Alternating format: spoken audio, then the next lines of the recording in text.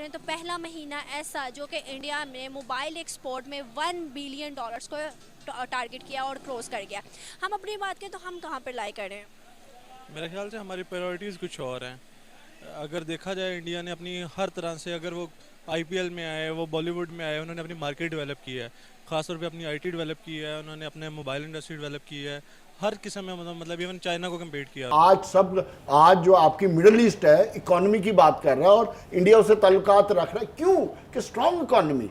हमारे हालात देखें, हमारी कौन सी स्ट्रांग इकोनॉमी है? हमारी तो अपनी अंदरूनी खलफशार लड़ाइयाँ और मीशत की जो तबाही हो रही है, हमारी तो उस पर तवज्जो नहीं है। हम कश्मीर का इशू खाक सॉल्व करेंगे। बात करें इंडियन गवर्नमेंट की तो उसके बारे में आपकी क्या राय है? आउटस्टैंडिंग गवर्नमेंट है जी, 8 साल का टेन्योर, इतनी ज़्यादा अचीवमेंट्स। मैं मोदी की इज़्ज़त, मोदी जी कहूँगा मैं, कि मोदी जी की इज़्ज़त मैं इसलिए करता हूँ कि वो बीइंग अ ह्यूमन एक ज़बरदस्त लीडर हैं, ठीक है ना, कि वो इंडियन है, ना कि जो है हम उनके बारे में बात कर रहे हैं इसलिए। यार उन्होंने अपनी गवर्नमेंट को इतना ज़बरदस्त लाया, इतनी ज़बरदस्त अचीवमेंट्स लिए हैं कि आई लव यार, क्या बात है। और नॉन मुस्लिम होने के बावजूद वो अपने लोगों से इतने लॉयल हैं, एक्स्ट्रा ऑर्डिनरी यार, ज़बरदस्त। यूएस के पास मैंने आपको बोला था 8,000 किलो सोना है, और आपको पता हमारे पास कितना सोना है? हमारे घरों में, क्योंकि gold has been number 2 item in our import list for decades, 25,000 ton सोना है। 25,000 टन सोना हमारे घरों में है। हमारे मंदिरों में जो सोना रखा है वो करीब मतलब 8, 10, 15,000 टन है, जो भी लॉक्ड है, जो किसी ने नहीं निकाला। और अगर मैं सेंट्रल बैंक का सोना, घरों में रखा हुआ सोना और मंदिरों में रखा हुआ सोने को कंबाइन कर लूं, तो जितना भारत के पास सोना, उतना पूरा सोना दुनिया के पास मिलके नहीं है। And Indian women today hold 11% of the total gold produced in the whole world. 11% दुनिया में जितना अब तक का सोना, that is an Indian women. Abdul Wahab, आपके बेसिकली मेरा सवाल आपसे ये है कि अगर हम बात करें 75 सालों में हम लोगों ने वो इंडस्ट्रीज़ नहीं बनाई, वो मैन्युफैक्चर कंपनीज नहीं बनाई, वो चीज़ें नहीं बनाई जो कि इंडिया बना चुका है। अगर हम मोबाइल की बात करें तो मोबाइल मैन्युफैक्चर में वो लोग हमसे बहुत आगे हैं। हम 75 सालों की तारीख की बात करें तो पहला महीना ऐसा जो कि इंडिया में मोबाइल एक्सपोर्ट में $1 बिलियन को टारगेट किया और क्रॉस कर गया। हम अपनी बात करें तो हम कहाँ पर लाई करें? मेरे ख्याल से हमारी प्रायोरिटीज़ कुछ और हैं। अगर देखा जाए इंडिया ने अपनी हर तरह से, अगर वो आईपीएल में आए, वो बॉलीवुड में आए, उन्होंने अपनी मार्केट डेवलप की है, ख़ासतौर पे अपनी आईटी डेवलप की है, उन्होंने अपने मोबाइल इंडस्ट्री डेवलप की है, हर किस्म में, मतलब इवन चाइना को कम्पीट किया उन्होंने। और पाकिस्तान में कभी कोई रिलीजियस फैक्टर्स पे लड़ाइयाँ हो रही हैं, कभी पॉलिटिशियन एक दूसरे को खींच रहे हैं, टांगे खींच रहे हैं। मतलब इनके कंसर्न्स कभी वो रहे नहीं जो मुल्क के साथ होने चाहिए थे।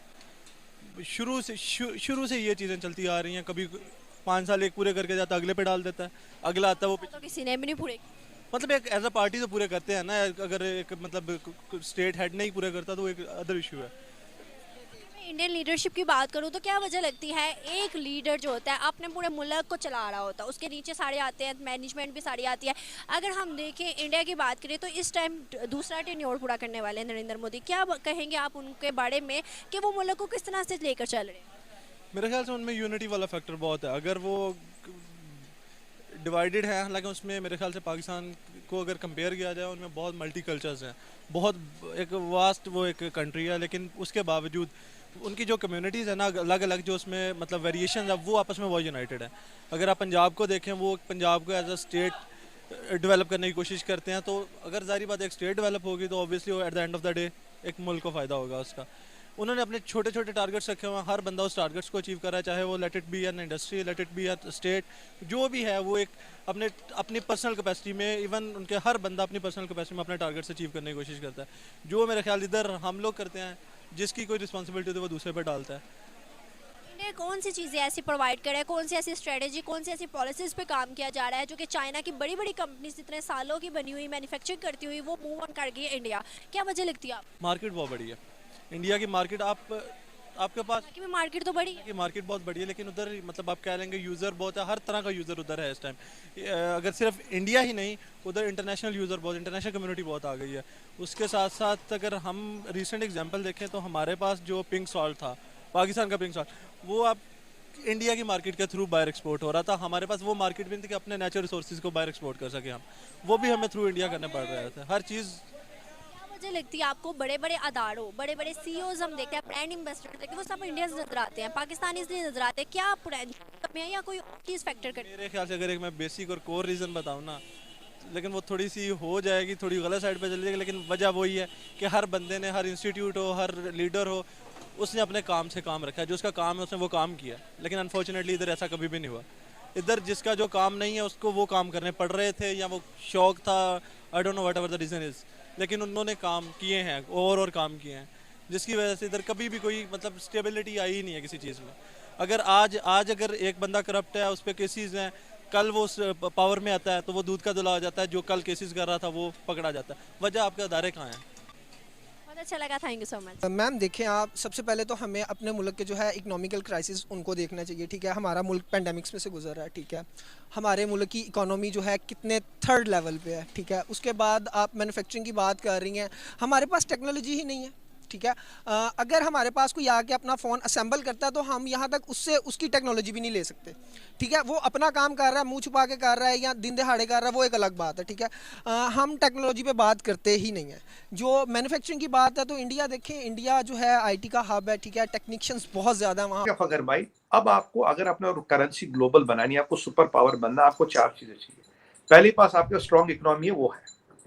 दूसरी बात आपके पास स्ट्रॉन्ग मिलिट्री है, वो है आपके। तीसरी चीज आपको चाहिए, आपका जियो पॉलिटिक्स में क्या स्टैचर है, वो है, क्योंकि हर इंटरनेशनल फोरम में हम हैं।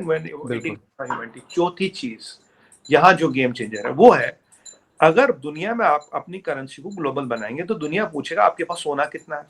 अब रैंकिंग हमारी दुबई के सोने के आने के बाद तो 6ठे नंबर पे पहुंच गई, पर टॉप पे तो है नहीं। बोलेगा यार हम आप पे कैसे भरोसा करें, आपके और भी कंट्री है जिनके पास सोना है, उसका हमारे पास है। देखिए, जहां माना कि इंडियन बैंक की, सेंट्रल बैंक की रेटिंग 6ठे या 7वें नंबर पे आ जाएगी, मैं 6ठे पे मानता हूँ, पर वो तब भी यूएस जितनी तो है नहीं, पर उसका काट हमारे पास है। यूएस के पास मैंने आपको बोला था 8000 किलो सोना है, और आपको पता हमारे पास कितना सोना है? हमारे घरों में, क्योंकि gold has been number 2 item in our import list for decades, 25,000 ton सोना है। 25,000 टन सोना हमारे घरों में है। हमारे मंदिरों में जो सोना रखा है वो करीब मतलब 8, 10, 15,000 टन है, जो भी लॉक्ड है, जो किसी ने नहीं निकाला। और अगर मैं सेंट्रल बैंक का सोना, घरों में रखा हुआ सोना और मंदिरों में रखा हुआ सोने को कंबाइन कर लूं, तो जितना भारत के पास सोना, उतना पूरा सोना दुनिया के पास मिलके नहीं है। And Indian women today hold 11% of the total gold produced in the whole world. 11% दुनिया में जितना अब तक का सोना, that is an Indian women. अब इसके against you can issue your currency and your currency can become global.